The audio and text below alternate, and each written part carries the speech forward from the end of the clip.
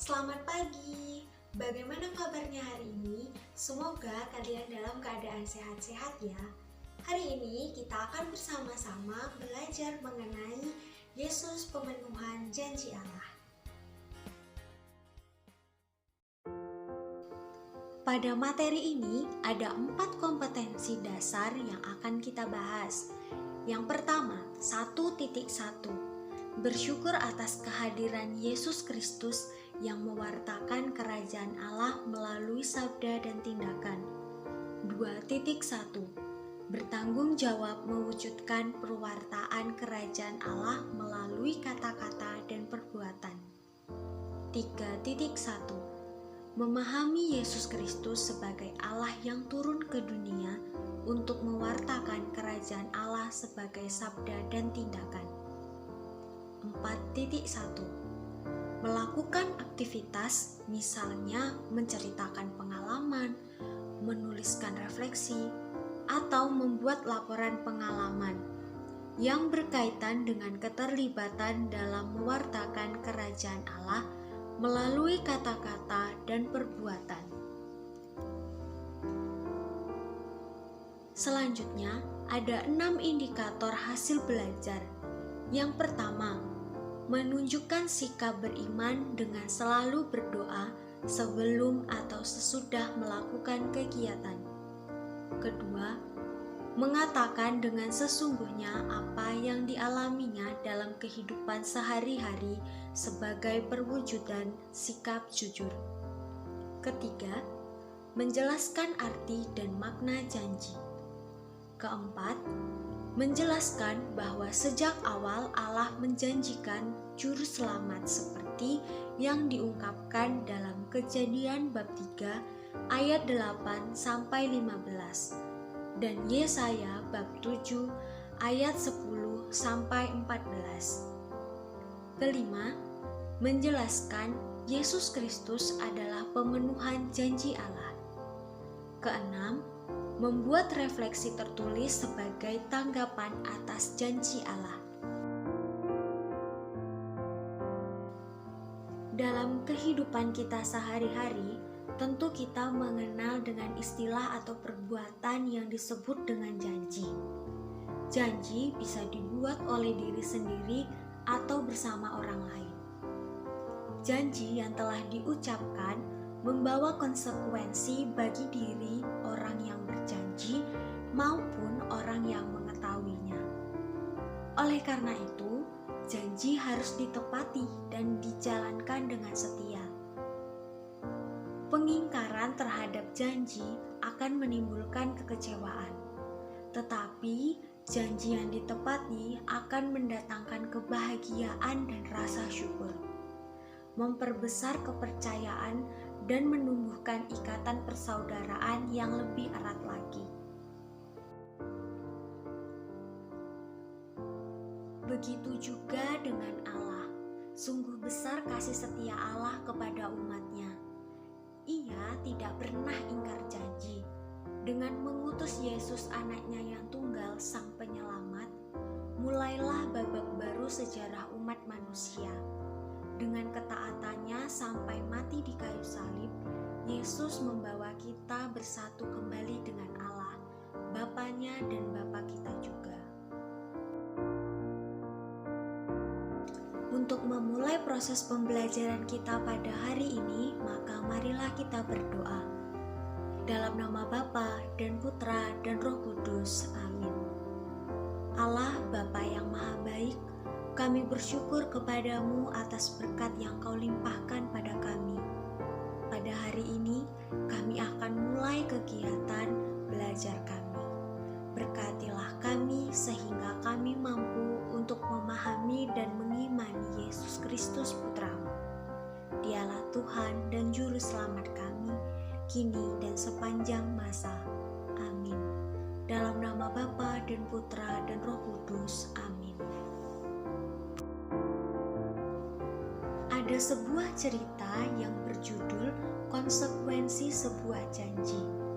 Cerita ini sungguh sangat menarik, jadi teman-teman bisa membacanya pada materi yang saya berikan.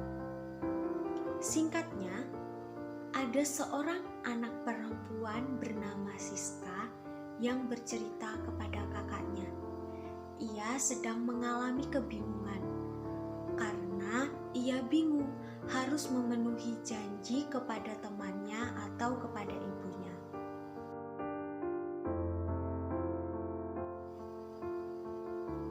Supaya kita lebih paham pada materi hari ini, teman-teman bisa membaca dari kitab suci Kejadian bab 3 ayat 8 sampai 15 dan dari Yesaya bab 7 ayat 10 sampai 14. Dari kitab suci yang sudah kita baca, kita dapat menyimpulkan bahwa Tuhan sangat prihatin dengan situasi kedosaan manusia.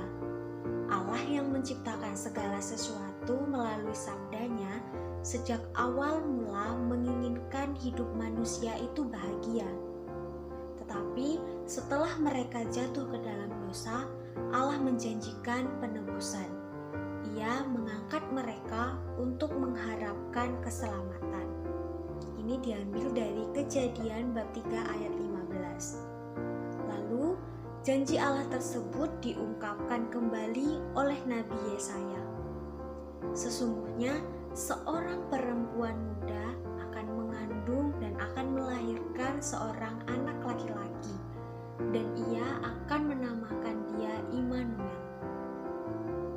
Nah, maka kita sebagai orang yang telah diselamatkan, kita harus memiliki hidup dengan semangat baru, yakni hidup yang sesuai dengan kehendak Allah, meninggalkan perbuatan dosa dan selalu mengarahkan diri pada keselamatan.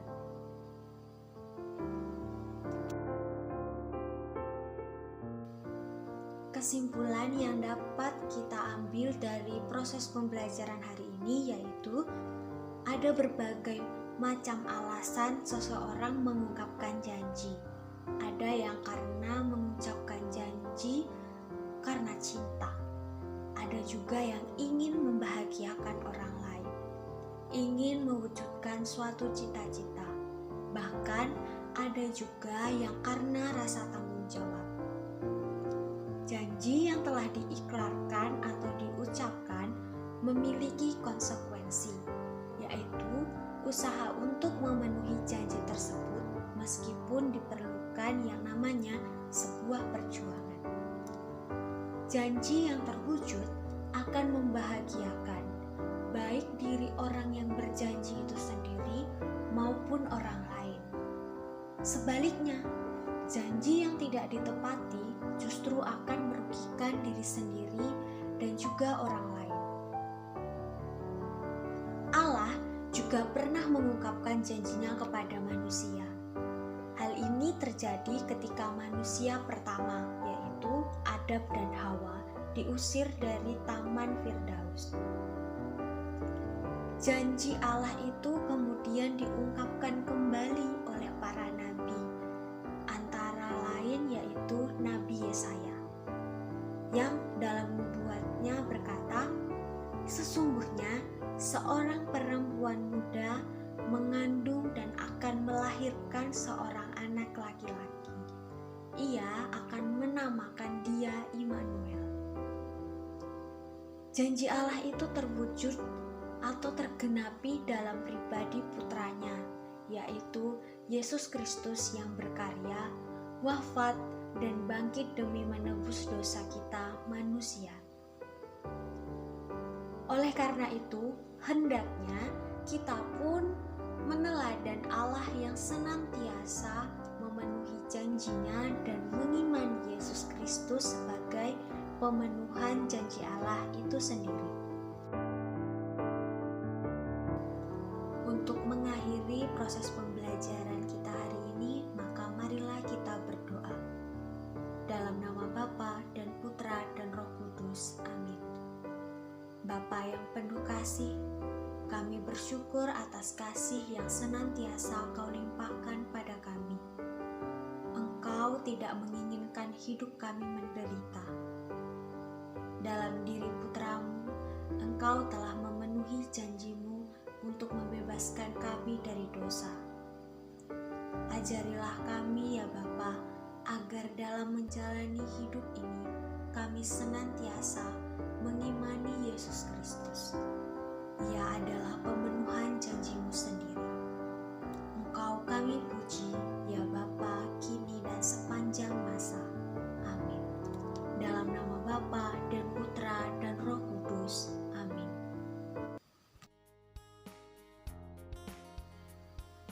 Terima kasih sudah mengikuti pelajaran hari ini.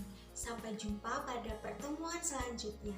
Salam sehat, salam semangat.